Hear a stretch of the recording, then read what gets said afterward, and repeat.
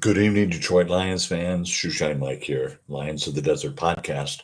We're doing a fairly quick one now. We lost to Buffalo last week, and I know that we were all Detroit Coney Grill, which is where we usually broadcast from. But David's busy and with his new store, and I'm really busy during the Christmas week, so I'm trying to do this at night. So, my viewers get to get the views and what have you.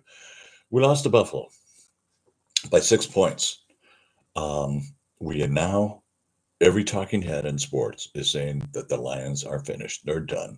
The injury report is horrible. It really, truly is. But I do like Dan Campbell saying what he said, that's just makes us work harder. What a coach. What a coach and what a team. Okay, here we are. We were 11-1.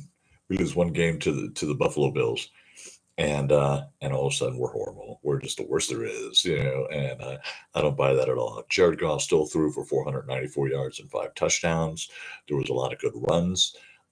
It does hurt that David Montgomery's not there, but I honestly think one, Jamar Gibbs can pick up a lot of the slack, and Craig Reynolds is right behind him.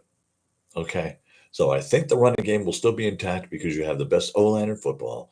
Our next three games are at Chicago, at San Francisco, then the Vikings at home.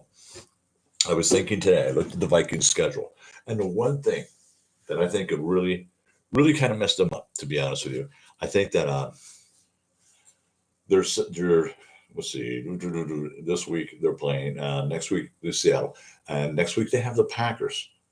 Now, what we want is for the Packers to win. I don't believe I'm rooting for the Packers, but here we are. And I had to root for the Bears last week against Minnesota, but I think this is the one that could do it. If they do lose to Seattle, I will crack up. I will love it. Okay, because Seattle's been playing pretty good, and but except for the Packers overrunning them. But I think that they can get Minnesota. I really think the Packers can beat Minnesota, and if they beat Minnesota, that gives us a lot of breathing room. It really will. I'm pretty sure we'll beat Chicago this weekend. Chicago's just a mess. I'm amazed at how much of a mess they are. The coaches, everything, and it started Thanksgiving Day. And Uberhouse was fired because of that. Last 30 seconds was crazy. It's one of the craziest endings of a game that you could ever see. Caleb Williams didn't know what to do. He didn't know whether he could have just spiked it. He could have just spiked it. He could have just dropped the ball on the ground. Clock would have stopped. It would have had a chance for another play. He called an audible. He didn't spike it. They didn't use your timeout. Nobody went out of bounds. He didn't throw the ball. He called an audible, and then he tried to explain the audible to everybody in the line. By the time he got back there to throw the ball, he was right under, I guess, 1 second for his waiting time. But he threw it out there and threw it too far, and the Lions won the game because time ran out.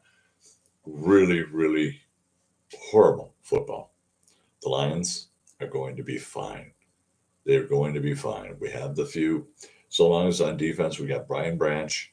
Um, we have Brian Branch, and we have Kirby Joseph, and you've got. I think you're going to see something this week that's going to amaze you. I think Vidor is going to be very, very good. He's covering for Carlton Davis. Terrion Arnold knows he has to step up. He's got to get going. I look at the rest of the defense. Looks like Josh Pasquale will be back on the line with Marcus Davenport. DJ Reader should be back playing this week. Brock Martin will be on the other side with him with Elaine McNeil, who's one of my favorite unsung heroes of the Detroit Lions, is out with another bad injury. Um, they just keep adding up. However, we get through these games, and I think we can get through the next three games. People are back for the playoffs. And I'm talking Alex Anzalone, Aiden Hutchinson. Many, many people are back for the playoffs.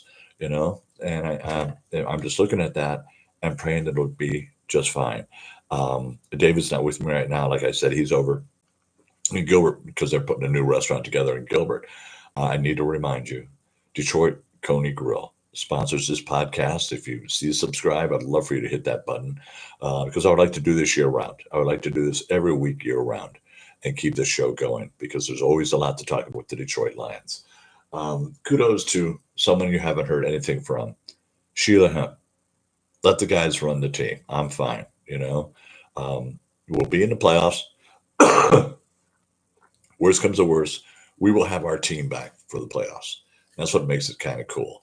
The ones who are strong, Jared Goff is just fine. The O-line is just fine. We still have Jameson Williams, Amon St. Brown, Tim Patrick, Sam Laporta. Okay, come on. You know, we have the offense still there. I remember the end of the Buffalo game when it was that fumble and the Lions are trying to grab it because there was still 12 seconds left. We're six behind. A good throw would have taken care of it. I think it was around the 30, 40-yard line, of Buffalo's, and that would have been so awesome. And it would have caused more heart attacks within the Detroit Coney Grill community. The food there is fantastic. The atmosphere is outrageous. It's nice. It's cool. People are very respectful of each other. If you were from the other team, you'll get your little razzie, but nothing stupid.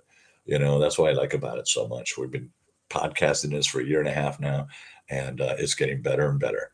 I thank everybody for listening. Let's go for Sunday. The Lions are favored by 6. It's probably going to go up to 7. I don't see a reason to lose. We're in Chicago. The weather's bad, and they said we can't play outdoors. Well, ask Green Bay that question. When we went up there in the pouring rain and 20 degrees, we won that game, and Jared Goff was just excellent, as was everybody else. Amon St. Brown is the star, and I think you'll see a lot of that coming this week. But the part I think I like the most, and the only way I can look at it, Ben Johnson is going to have fast plays in the beginning. I think in the first quarter, the Lions going to get 3 touchdowns. They're saying 7 points, and I'm going no. My thought on this game, seriously, I'm looking at 45. I'll go 10. 13 maybe, but I'm just going to go that because they're just not together. And the Lions have enough strongness on offense, and they'll patch together whatever they can. Now, Anthony Pittman has re-signed with the Lions this week. Brad Holmes is doing his work. He's grabbing super glue and duct tape from wherever he can. And I think you'll see a difference. I think you will. I think this will inspire them. I like what Dan Campbell said about you're so used to eating filet. Yeah, we're winning 11 in a row. Everybody's picking us for the Super Bowl. And then this happens. And he said it's the best thing that could have happened to the team because now it's just going to fire them up more. I totally hope that is true. I do. I want to see us beat Chicago, and that's just the first string. We go to San Francisco a week from Monday for Monday Night Football. And let's see how we do there. But same thing with San Francisco. The moment I heard Christian McCaffrey and Deebo Samuel were out, we won. I just feel it that way. We won. Trent Williams isn't even playing. And Brock Purdy, you can see the quarterback he is now without the people around him to throw to. Okay? And no one's giving him very much credit for anymore anyway.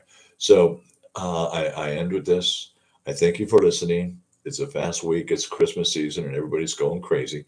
And I can understand that. But all I want for Christmas is the Lions to beat Chicago. Okay. That's really what I want. Beat Chicago. New Year's Eve, we get San Francisco. And then for little Christmas, Epiphany, we get the Vikings at home. And I think that's really cool. We're 4-0 division right now. We got Chicago and the Vikings one more time. And if we win our division, with the 6-0, we're in. We'll be the number 1 seed. I don't think Philly's going to hang tight. I really don't. But I look at Philly and maybe. But I think we're going to see some things in his last 3 games that are going to change a lot of people's minds. They really are. So I'm going to sign off right now. I thank you for listening and observing my little portal here, my little room. And you can see the Tigers and the Red Wings and Michigan up on the wall. The Lions are way over here. It's always been good. It's always been fun. The Detroit Lions, Shoeshine Mike, Detroit Coney Grill. We all thank you for listening. Thank you for subscribing. And please enjoy your Christmas. Talk to you soon. See you Sunday morning at Detroit Coney Grill. The kickoff is at 11 a.m. And so we'll have plenty of people there in the morning. And that'll be a whole lot of fun. All right. So we'll see you Sunday. Come in for Detroit pizza and your Faygo Rock and Rye, which is, of course, my beverage of choice nowadays. And enjoy everything. Don't let Christmas run you down. Thank you so much. Bye-bye.